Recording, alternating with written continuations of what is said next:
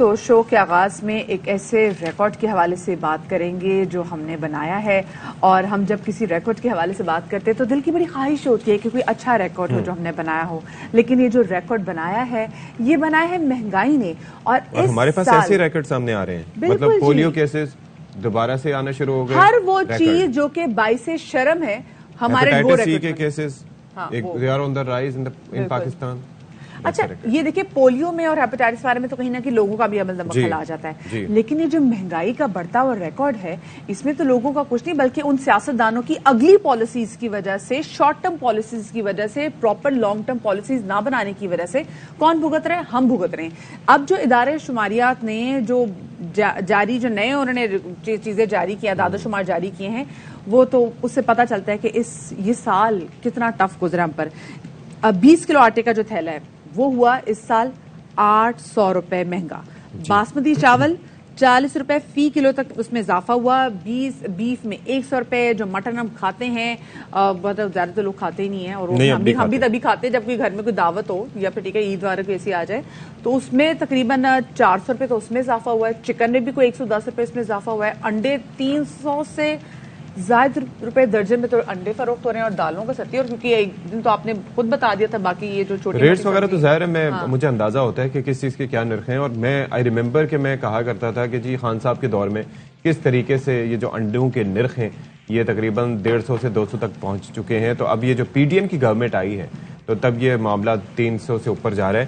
اور آپ یہ سوچئے مدیحہ نقوی کہ جو حکمران آتا ہے، اور یہ اچھا یہ میں اپنی پولیٹیکل آبزرویشن جو دیکھتا رہا ہوں اور جو میں نے اپنے سامنے ہسٹری بنتے دیکھی، اس کے اندر یہ ہے کہ جو حکمران آتا ہے وہ پچھلے حکمرانوں سے زیادہ برے کام کر کے جاتا ہے. برے کام ان ٹرمز آف مہنگائی. ٹھیک ہے، مشرف صاحب تھے اس وقت ہم کہتے تھے کہ وہ نواز شریف نے جو ہے نا اس کے دور میں یہ مہنگائی بڑی کم تھی. پھر اس کے بعد پرویز مشرف صاحب کے بعد پھر پیپلز پارٹی کی گورنمنٹ آئی. ہم نے کہا نہیں یار پرویز مشرف صاحب کا دور بڑا اچھا تھا. اس کے بعد پیپلز پارٹی کے بعد جب آئی نون لیگ کی حکومت، ہم نے کہا اوئے ہوئے ہوئے ہوئے یار یہ جو بھی تھا پیپلز پارٹی کی حکومت عوام دوست حکومت ہے. پھر تحریک انصاف آئی نون لیگ کے بعد، پھر ہم نے کہا لو جی مہنگائی کے نئے ریکارڈ بن گئے. یعنی کہ ستی اگر دیکھا جائے تو ملک میں مہنگائی بتدریج بڑھتی ہی رہی ہے. کہیں پہ بھی ایسا نہیں ہوا کہ مہنگائی ملک میں کم ہوئی ہو، جس کی ایک بہت بڑی وجہ یہ ہے کہ ہمارا روپیہ مستحکم نہیں ہو سکا.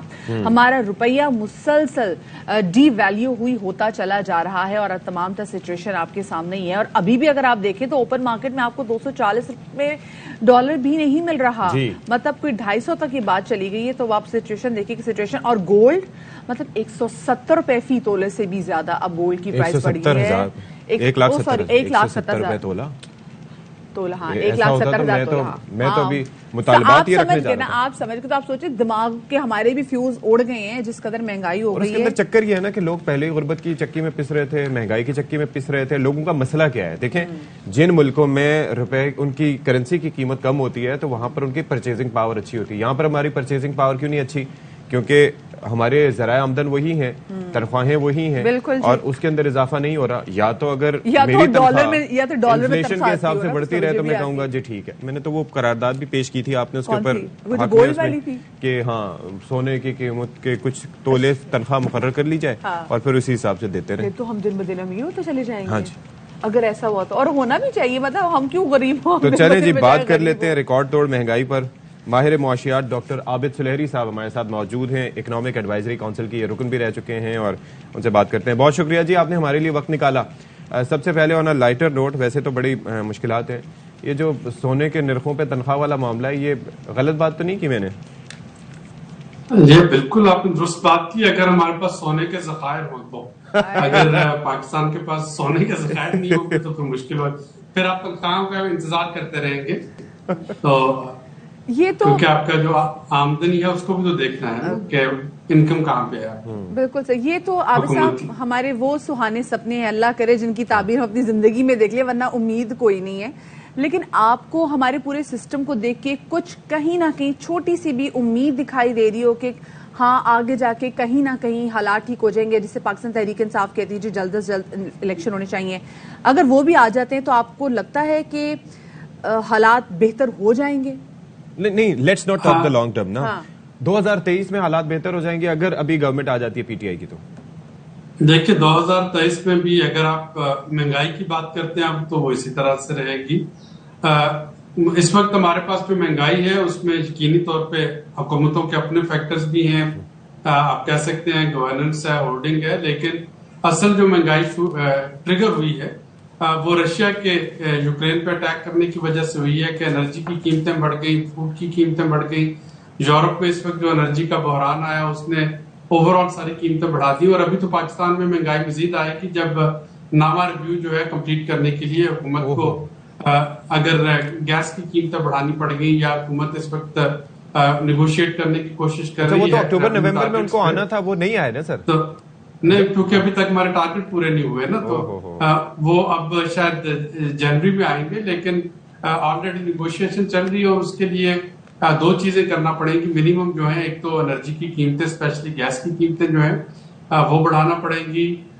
دوسرا یہ ڈیسائیڈ کرنا ہوگا کہ بجلی کی قیمتیں جو نہیں بڑھائی گئی کیا وہ ڈیفرڈ ہیں یا وہ سبسڈی ہے. ایک اس کے اندر میں چیز پوچھنا چاہوں گا کہ یہ جو S N G P L اور سوئس سدرن گیس نے، ایک نے 237% اور دوسرے نے 96% نرخوں میں اضافے کا کہا ہے، یہ اس سے ریلیٹڈ ہے آئی ایم ایف کی اس مطالبے سے یا یہ الگ سے اضافہ مانگ رہے ہیں وہ لوگ؟ دیکھیں آئی ایم ایف کا مطالبہ نہیں، آئی ایم ایف تو یہ کہہ رہا ہے کہ آپ جس قیمت پہ خرید رہے ہیں اس قیمت پہ بیچیے، لاس میں نہ بیچیں.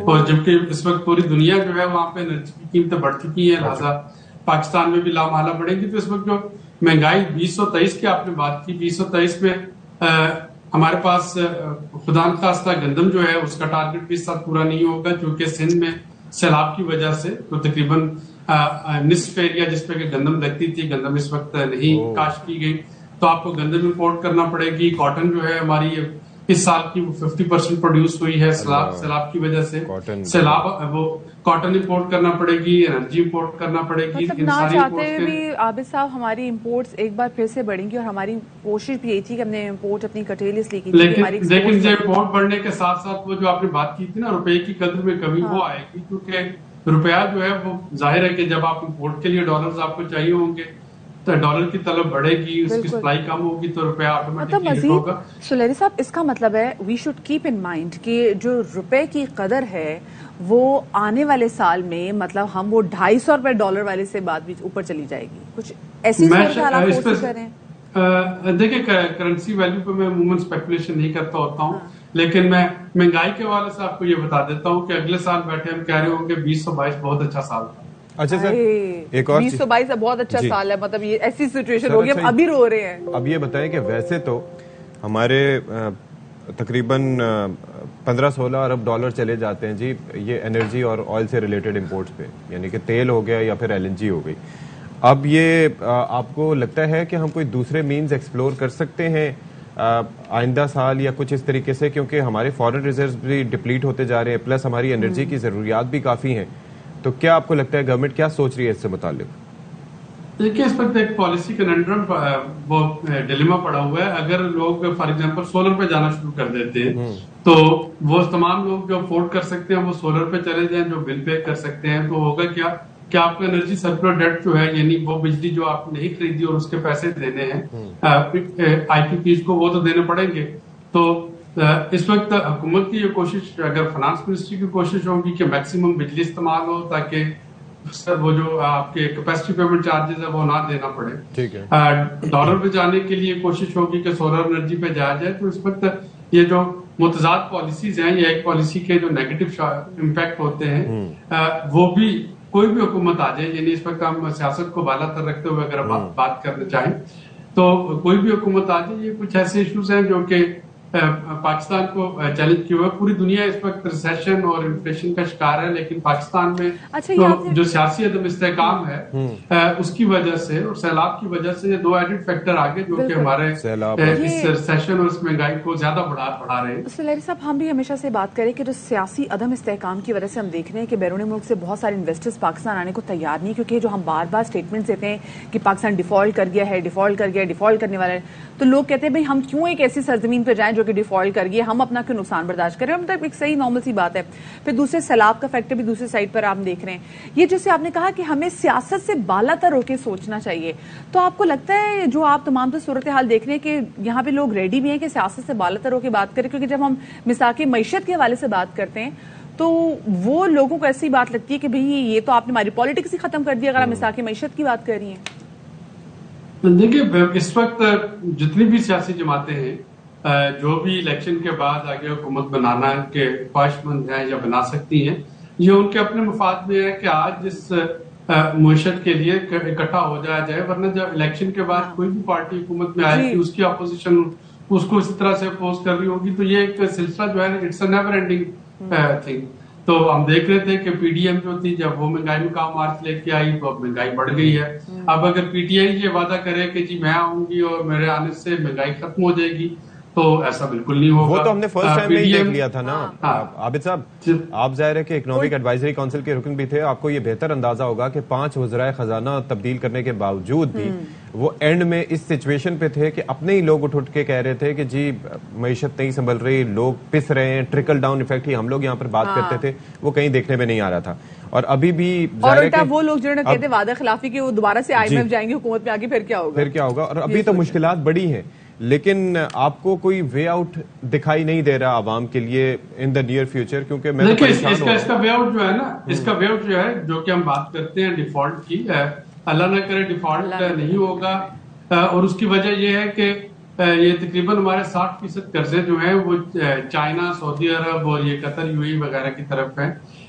مزید 20% قرضے ہمارے آئی ایم ایف اور یہ ملٹی لیٹرل کے ہیں. جو ہمارے کمرشل لونز ہیں وہ ان کی تعداد کچھ قسمت سے بہت تھوڑی ہے, لیکن جو 80% لون جو کہ دوست ممالک کی طرف یا ملٹی لیٹرل کی طرف ہے, اس کے لیے آپ کا فارن پالیسی کا بڑا سٹیبل ہونا ضروری ہے. ایک طرف آپ امریکہ کو خوش رکھیں تاکہ آئی ایم ایف چلتا رہے, دوسری طرف چین کو خوش رکھیں تاکہ وہ رول اوور دے دے, تیسری طرف سعودی عرب کو خوش رکھیں تاکہ وہ رول اوور دے دے.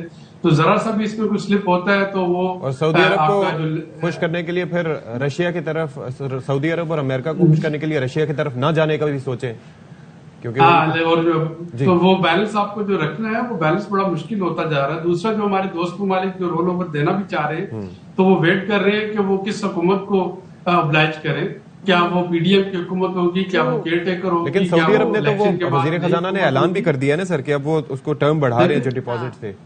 لیکن دیکھیں نا کہ ابھی بھی مزید آپ کو $4.5 بلین جو ہے وہ اس کے لیے نیگوشیشن کی جا رہی ہے سعودی عرب سے, اور یہ ساری جو اضافی رقم ہے یہ تب آئے گی جبکہ ایک کلیئرٹی آ جائے کہ آپ کی کون سی حکومت ہوگی جس کو کہ وہ oblige کر دے کہ وہ کسی فرد ضرورت ہے کہ پہلے وہ چیزیں ڈیسائیڈ ہو جائے. حکومت کو oblige کرتے ہیں. انٹرم سیٹ اپ میں تو کہیں پہ بھی جا کے نیگوسیشن وہ نہیں کرتے کیونکہ ان کو پتا ہوتا ہے کہ یہ تو 3 مہینے کے لیے تو چلے جائیں گے, تو وہ بھی ان کو نہ کسی وہ خاتے میں نہیں لے کر آتے. آپ سلیح ہمارے ساتھ موجود تھے تو آپ مجھے دیکھ رہے تھے, میرے بات سب اتفاق نہیں کرتے, ایسا نہیں ہوتا. مجھے بتائیں. پریشان ہوں مدیہ, میں اس لیے پریشان ہوں کہ دیکھیں آپ کا فیول لینے جاتے ہیں, میں نے کیوں کہا کیونکہ دیکھیں بلاکس بنے ہوئے مختلف. جی بالکل. رشیا کی طرف جائیں گے تو آپ کو پتا ہے کہ رشیا اور سعودی عرب کی بھی آئل پرائسز کے حوالے سے 2020 میں بڑی جنگ ہوئی تھی, مطلب سفارتی, تو وہ بھی سعودی عرب بھی ناراض ہو جائے گا. پھر اس کے بعد لیکن عمران خان صاحب نے تو بھی تو سوچ لیا تھا نا کہ وہ بھی آف کورس جب ان کو ناراض کریں گے تو کوئی بات نہیں. آپ کس لیے ناراض کیا؟ جب وہ کہہ رہے تھے ہمارا ان کو آئل کے ساتھ نہیں کوئی ایم او یو نہیں ہوا تھا,